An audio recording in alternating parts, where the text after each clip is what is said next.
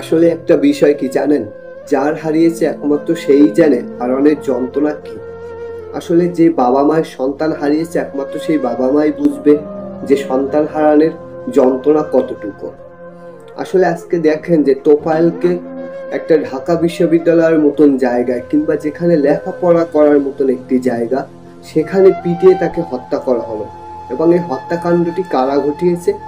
যারা ছাত্রলীগের সাথে জড়িত ছিল তারা এখন বর্তমানে সমন্বয়ক হয়েছে, এমনটা দাবি করছে কিছু ছাত্রলীগপন্থী কিংবা কিছু আওয়ামী লীগপন্থী লোকেরা, যে তারা তো এখন ছাত্রলীগ নাই, তারা তো এখন সমন্বয়ক এবং তাদেরকে ছাত্রলীগ থেকে বহিষ্কার করা হয়েছে। কিন্তু সেটা কবে কখন বহিষ্কার করা হয়েছে সেটা কোনো উল্লেখ করেনি, কারণ তারা এখন ছাত্রলীগ না। যেহেতু তারা একজনকে এখন হত্যা করছে, এখন এরা কোনো বিরোধী দলকে চাপিয়ে দেওয়ার জন্যই তাদের এটা আজকে যে প্রথম তা কিন্তু নয়।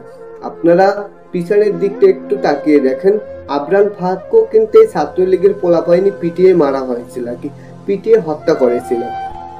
কিন্তু দেখা যায় সেই সময় কিন্তু আমরা সুষ্ঠু বিচার পাইনি।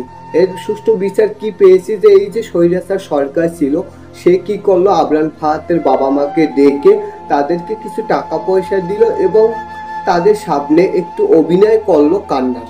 কিন্তু এটাই কি তার বিচার? এটা কিন্তু আমরা সঠিক কোনো তাদের বিচার পাইনি। তাদেরকে জেল হাজতে পাঠানো হয়েছে ঠিকই, সেটা শুধু লোকজনদের দেখানোর জন্য। আদৌ তারা কোথায় আছে, তাদের বিচার কতটুকু আগাচ্ছে, সে বিষয়টা কিন্তু এখনো আমাদের কাছে অজানা।